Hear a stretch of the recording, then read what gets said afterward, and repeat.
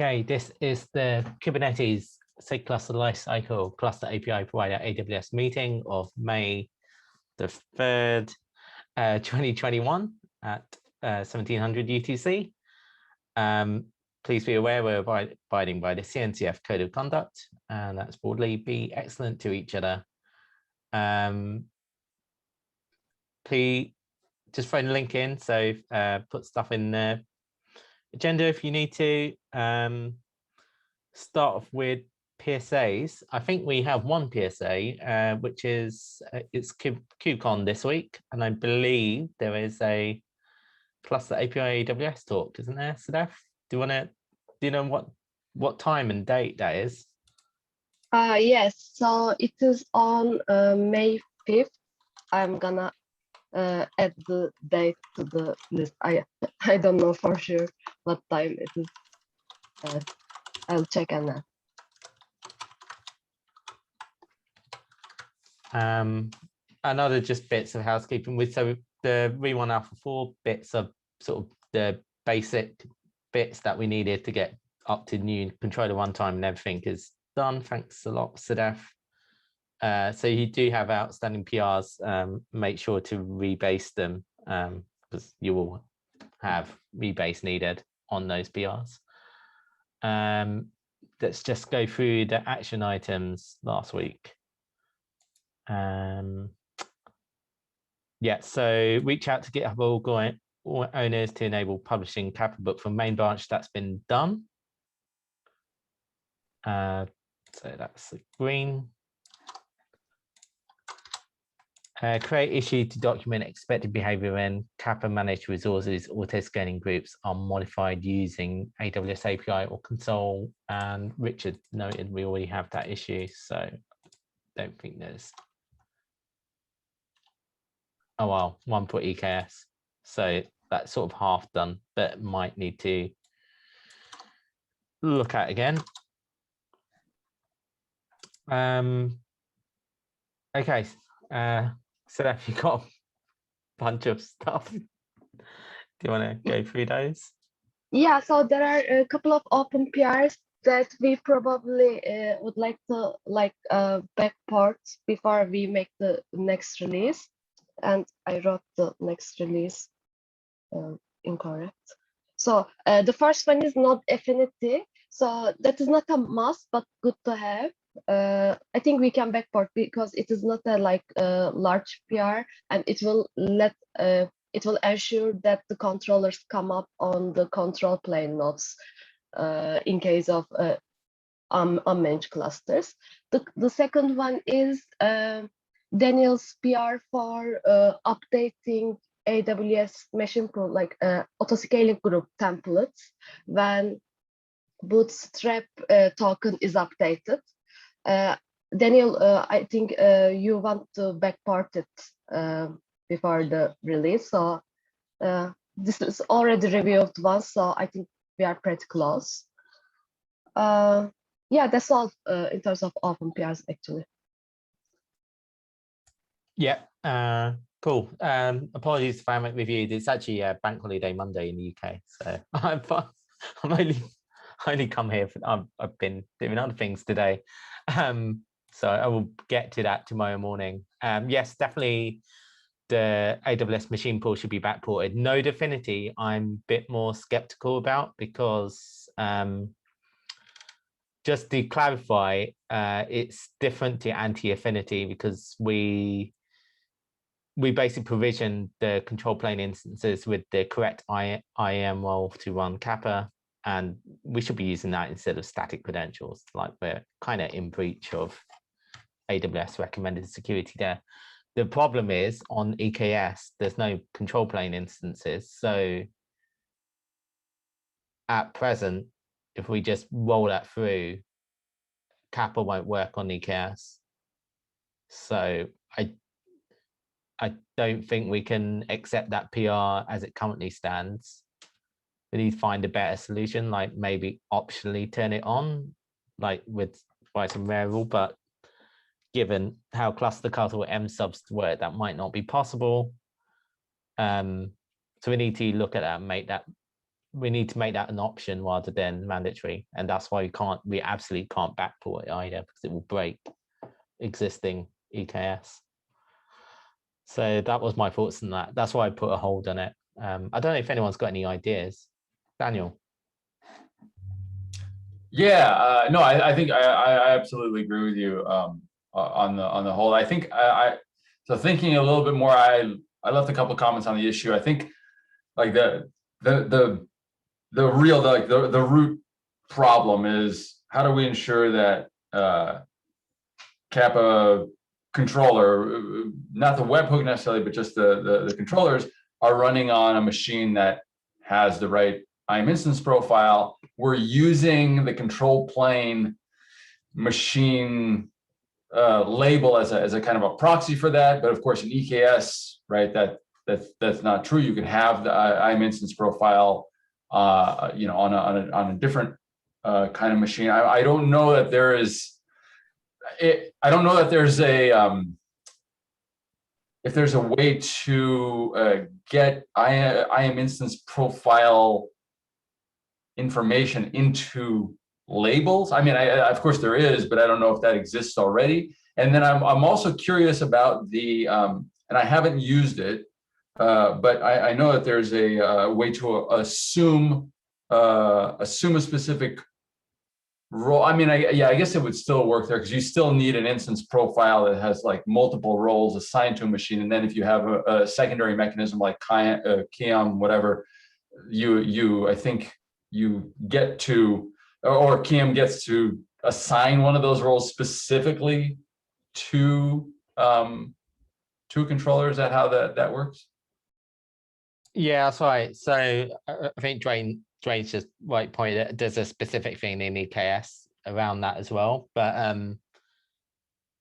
yeah, so with EKS and the Kappa EKS controller, I'm kind of speaking for Richard, but I believe sets up the ability to use URSA, which is the AWS fine-grained access, fine-grained IAM. So that's where, so there's been a change in SDKs. So this came about when we were trying to, in a previous job, trying to upstream KIAM into Kubernetes SIGs, and AWS said, hold off on that because we've got this other thing happening. And what they presented it as SIG auth. So all the Go SDKs now accept JOTs and can automatically use assume role with Web Identity Federation. So if you provision a Kubernetes control plane, and EKS already does this with the service account token volume projection, then there's a webhook, it's an EKS webhook, it's open source, which you can deploy, and you put annotations on service accounts, and those service accounts will it will have like the audience selected, and the SDKs will exchange that with the IAM role. So as long as you set up the trust appropriately for the JOTs, then in the IAM configuration on the account, you can exchange a Kubernetes service account token for a IAM role. So it's a pretty neat solution. It means you don't have to provision hosts with specific IAM roles at all. It's a trust between Kubernetes itself and the thing. The interesting question then is, so I've been previously hesitant to say, well, that's like an extra thing that, you know, we're not necessarily interested in terms of cluster lifecycle management. But is it a thing that we want to be involved in? Like, do we want to manage that webhook, that mutating webhook for pods, and that sets up them? So basically, you need to wire up environment variables for the SDKs to look in the right place to get its JOT token, and also say which IAM role it's going to assume. And that mutating webhook does that for you. Should we think about managing the lifecycle for that for the EC2 based machines, given that EKS already has this built in? I don't know. Fake. I think it would be helpful to have an opinion on like the IAM, because right now it kind of seems like you can do instance profiles, or you can use a KIM solution. This would definitely be like the more opinionated option of them. I think it with the opinion, I think it makes it easier to use the product. So I think that's good for anyone getting started with it. So I think that would be helpful. I'm wondering if would we need like a KIM thing to be deployed as a cluster resource set for this to work? Or would there be some other mechanism to make the pods and the deployments like run with the proper IAM conditions? Because I guess that's the only other thing that I'm not really sure how it would work without KIM. Sure. So KIM is the popular method, and it's one that a lot of people doing, but it's not officially supported by AWS anymore. They want us that they recommend going to this new model with KIM. Yeah, you could deploy that as a cluster resource set, and then you would give a certain bunch of instances, I guess, that which could be the control plane ones, permission to jump from one IAM role to a bunch of other ones. So you give the control plane IAM role, STS assume role permissions against a bunch of other ones. With the IRSA method, it's a bit more complicated, although neater. So you need to provision a cluster with a service account token in the control plane. So Kubedium control plane currently does not do service account key pair generation. If we did do that, then you then have to have a mechanism to register the public key of that of Kubernetes controller manager, I guess. So the Kubernetes CA need to check this, or the SA or the service account public key with IAM and configure the trust relationship.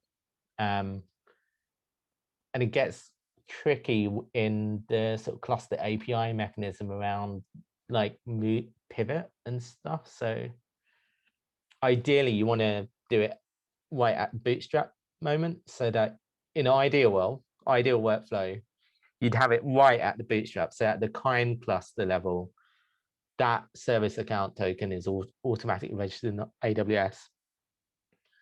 Then the Kappa controller is running exactly the same way during bootstrap as it does do after post pivot. That's ideal, but it's fairly complicated because we have no cluster cutter, or kind gives us no ability to get that that key material that we need. Can you self-sign? Sorry? Can you self-sign? So it's not a certificate anyway, so it's not self-signed, it's just the public key. So you just need to register the public key in AWS. Okay. I think there needs to be an issue, and probably doc. I don't think we're gonna solve. I think that's the action item here, right?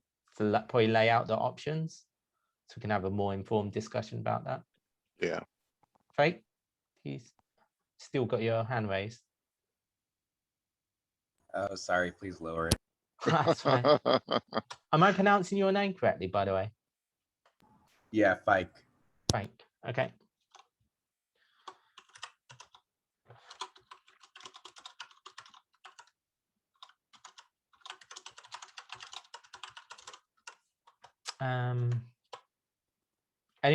Any other hot takes? Daniel? Yeah, I no, I was just gonna say that in the short term, is the least controversial fix maybe something just in the documentation, like just pointing out as a known issue. It's definitely. I mean, I don't know that there's an easy solution that works for that works for all, for EKS and Bootstrap clusters, where it doesn't, that doesn't really matter, or the IAM roles don't really matter. And even if we come up with a solution, if it uses new labels, then I don't know if that would like qualify for a backport. But anyway, just something in the short term. We would just want something documented while we kind of think of what we want to do. Yeah, and I think I already have a list of docs to create, and there's a sort of holding issue called production ready documentation. I think it's probably a key part of that. Yeah. All right then.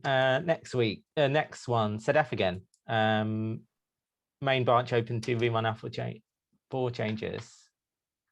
Yeah, and we are tracking the changes we wanna do in V1 Alpha 4 in this HackMD doc.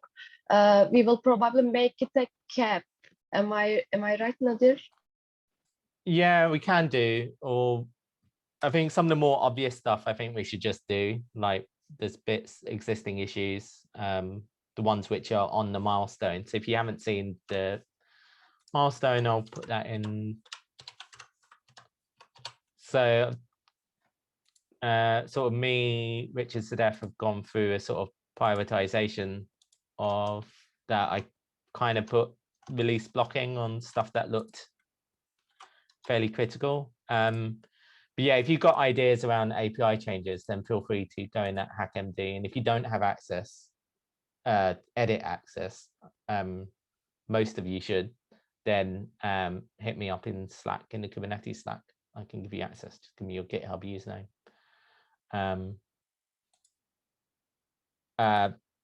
Yeah, we were originally going to make quite radical changes to API, but I don't think we're going to do that in this release. We'll probably do more piecemeal changes rather than the sort of planned rewrite where we deconstruct Kappa into being able to be a bit more of a Terraform light.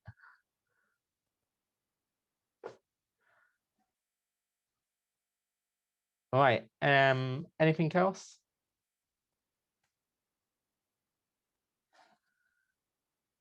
All right. So our next meeting will be in 2 weeks. That'll be May 16th. Does anyone want to be facilitated for the next meeting?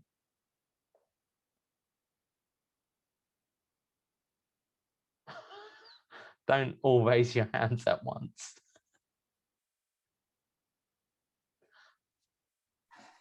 I can do it if no one wants, Right. but I mean, hopefully other folks also want. Yeah, I just thought it'd be good to get a rotation in rather than hearing my voice all the time. So, all right, thanks a lot. So it's KubeCon this week, so have a good KubeCon if you're attending, and see you in 2 weeks. Thanks a lot, everyone. Thank you.